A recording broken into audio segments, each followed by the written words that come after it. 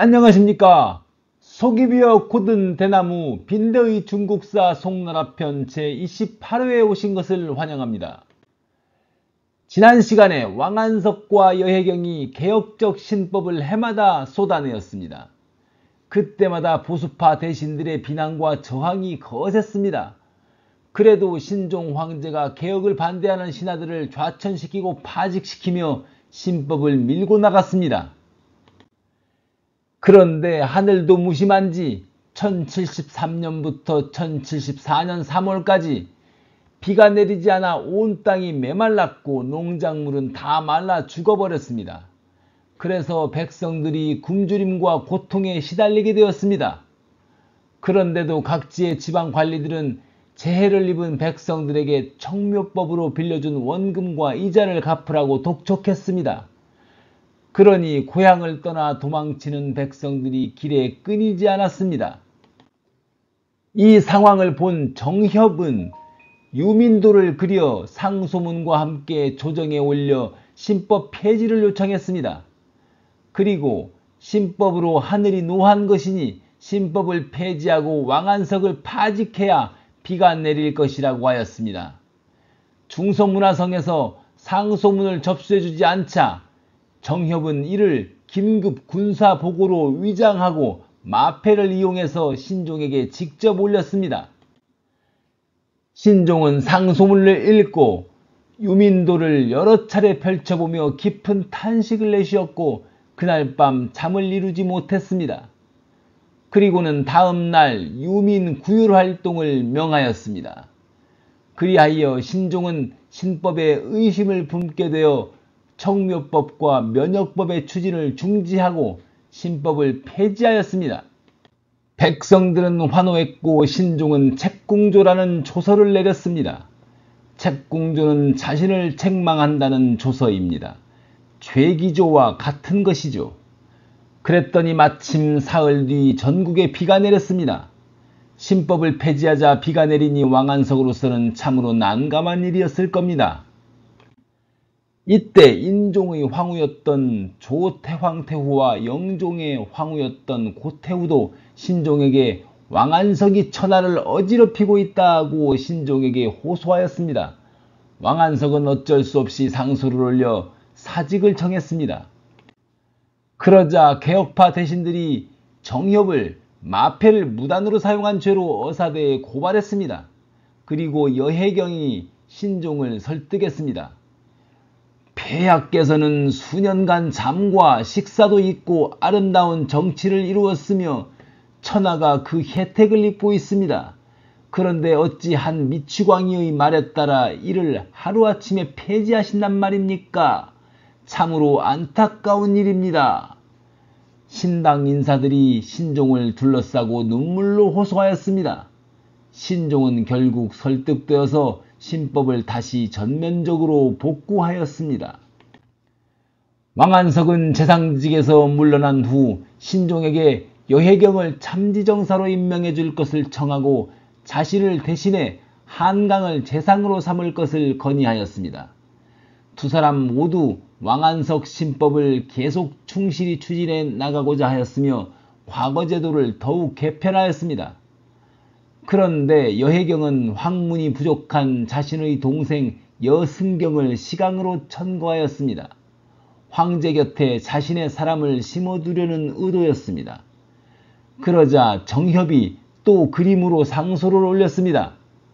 충신도와 간신도 두 폭의 그림을 그려 여혜경을 당나라 때의 간신 이인보에 빗대며 비난했습니다. 이인보는 당나라 현종 때에 구밀복검이라는 고사를 낳은 중국 역사상 최악의 간신이라고 얘기되는 인물입니다. 구밀복검은 입으로는 꿀을 머금은 듯 좋은 소리를 하지만 배에는 칼을 품고 해치려 한다는 뜻입니다. 그러니 정협의 상소는 여혜경에게 큰 모욕이었습니다. 이에 여혜경이 크게 분노하며 정협을 비방죄로 탄핵하고 그를 정주로 유배시켜버렸습니다. 정협이 태강현에 이르렀을 때 여혜경은 다시 죄를 조작해 그를 되돌려 잡아오게 했습니다.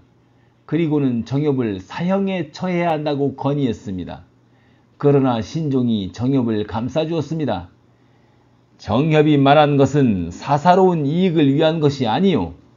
그의 충성과 진심은 칭찬할 만한 일인데 어찌 죄를 깊이 따질 수 있겠는가?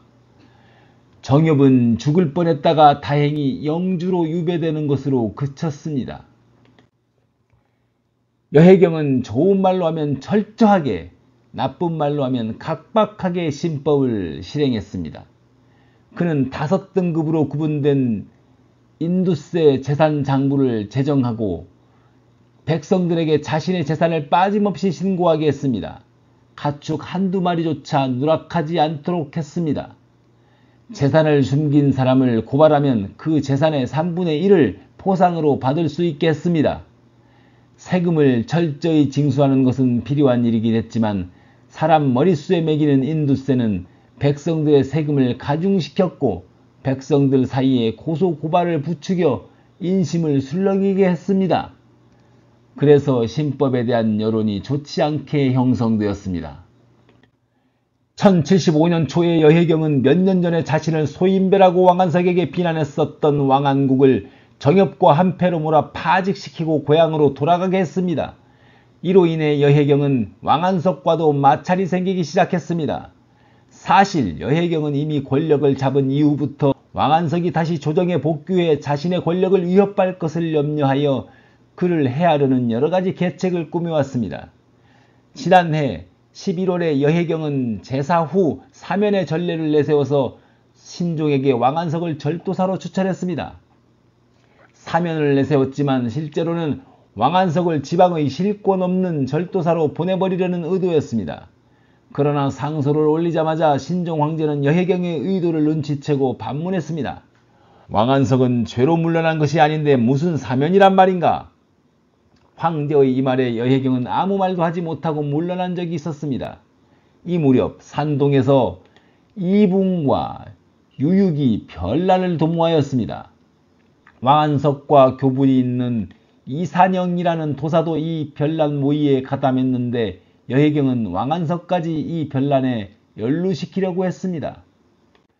여해경은 재상인 동평장사 한광과도 의견 대립이 많아 중수성의 일들이 표류하고 있었습니다. 한강은 여해경이 제어가 되지 않자 이대로 두면 안 되겠다는 생각에 은밀히 황제를 아련해서 왕안석을 다시 불러들일 것을 주청했습니다. 그리하여 1075년 희녕 8년 2월에 왕안석은 다시 재상으로 복귀하였습니다. 그런데 왕안석의 복귀에 여해경이 불만이었습니다. 그는 전과 달리 왕안석에게 비협조적이고 오히려 왕안석과 대립하였습니다. 그러던 차 여해경의 동생 여승경이 권세를 남용하다 탄핵을 받는 일이 발생했습니다. 몇 개월 후에는 여승경이 부유한 백성의 돈 500만 문을 강제로 빌려서 토지를 매입하는 악행을 저질러 감옥에 갇히게 되었습니다. 이 일이 형인 여해경에게도 불똥이 튀어 여해경은 조정에서 물러나 진주, 지주로 부임했다가 다시 연주, 지주로 전임되었습니다. 조정을 떠난 여해경은 왕안석을 거침없이 공격하기 시작했습니다.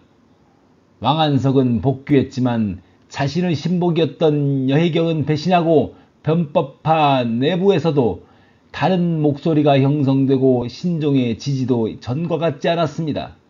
장돈도 왕안석의 급진적인 개혁에 반대하였습니다. 그러니 신법 추진은 더욱 어려워졌습니다. 그리하여 다음해 1076년에 왕안석은 병을 핑계로 사직을 정하였습니다. 게다가 장남인 왕방이 33살의 나이로 요절해서 왕안석이 깊은 시름에 잠기니 신종은 그의 사직과 낙향을 윤허하였습니다. 그리하여 1076년 10월 왕안석은 마침내 재상직에서 물러나 강령부 즉 금릉의 판사로 전임되어 그곳에 은거하다시피 하였습니다. 그리고 그 뒤로 죽을 때까지 조정에 복귀하지 않았습니다. 왕안석은 떠났지만 신종은 여전히 장돈을 등용하여 개혁을 추진해 나갔습니다. 왕안석은 강령에서 자신이 거처할 집을 짓고 반산원이라 이름 붙였습니다. 왕안석은 이 반산원에서 미불, 이공린, 소식 등 고상한 벗들과 교유하면서 말년을 보냈습니다. 한편 서하에서는 1076년 정월에 혜종 이병상이 16세가 되어 량태우가 수렴 정정을 거두고 혜종이 친정을 시작했습니다. 혜종은 한족 유교 문화를 매우 선호하였습니다. 그래서 몇 년간의 준비 끝에 1080년 정월부터 혜종은 양태우가 했던 당항식 조치 및 대송 적대 정책을 모두 철폐하였습니다. 그리고 한인의 예법을 다시 시행하고 송나라와의 전쟁을 종식하고 양태우가 점령했던 송나라 땅을 반환했습니다. 양태우와 양을매 및 외척 세력이 강하게 반대했으나 혜종은 아랑곳하지 않았습니다. 오히려 혜종은 1081년에 송과 화친하고 송의 힘을 빌려 양씨 외척 세력을 제압할 계획을 세웠습니다. 그런데 양태우가 이를 알고 선수를 쳐서 혜종을 감금하였습니다. 이 소식이 알려지다 서하의 황족 측근과 지방의 무장들이 양씨 외척 세력에 맞서 무장 저항을 하거나 아예 송에 투항해버렸습니다. 서하는 극심한 혼란에 빠졌습니다. 이때 토번의 수령이었다가 의종 일양조의 부마가 되어 서하에 귀부하였던 우장화마라는 사람이 송에 서신을 띄웠습니다.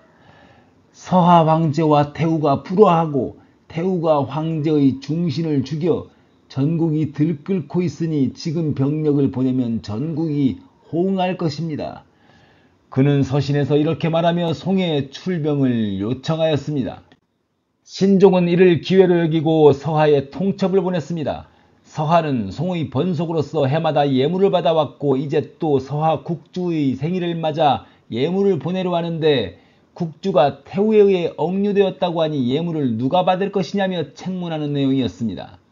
이때 병경의 총관 충학이 상소를 올려 서하 정보를 주청했습니다. 서하에 사람이 없고 병상은 어린아이이니 신이 가서 그의 팔을 붙잡아 끌고 오겠습니다. 전쟁을 반대하는 신하들도 있었지만 어려서부터 서하와 요에게서 당한 치욕의 역사를 읽어 이들을 제압하고자 하는 웅심을 품어왔던 신종에게 반전론이 귀에 들어오지 않았습니다. 결국 송나라는 총 50만에 가까운 대군을 편성하여 5길로 나누어 출정하였습니다. 초반에 송군이 연전연승하며 서하군을 연이어 패퇴시키고 여러 성을 점령하였습니다. 그러자 송의 장수들은 마음이 들뜨고 전공을 세우기에 조급했습니다. 어떤 장수는 성을 점령하고 군량도 확보했다며 조정에 과장하여 보고하기도 했습니다. 이 보고를 믿고 조정에서는 군량을 보내는 것을 미뤘는데 결국 송의 군대는 물과 양식이 부족해서 곤경에 빠지는 경우도 있었습니다. 사실 서하의 전략은 송의 군대를 깊숙이 유인하는 것이었습니다. 그래서 제대로 싸우지 않고 성을 내주고 달아났던 것입니다. 그리고 부대를 모아 전열을 정비할 시간이 필요했던 것입니다. 송의 제5로군 총관 유창조가 영주성 밑에 이르러 공격을 준비하고 있었습니다. 영주성은 비단길의 관문이었습니다. 송이 과거에 영주성을 잃어버려서 비단길이 완전히 막혔기 때문에 영주성을 차지하는 것은 큰 의미가 있었습니다. 이때 영주성을 지키는 군사들이 별로 없어서 송에게는 절호의 기회였습니다. 그런데 삼로군의 고준유도 영주성으로 진군하였습니다. 그는 진군하면서 조정의 명을 빌어 유창조에게 공성을 보류하라고 명령했습니다. 고준유는 황실의 외척이었는데 유창조에게 공을 빼앗기고 싶지 않은 욕심에서 그런 명령을 내린 것입니다. 그러는 사이 서하의 양태우가 주력군을 이끌고 왔습니다.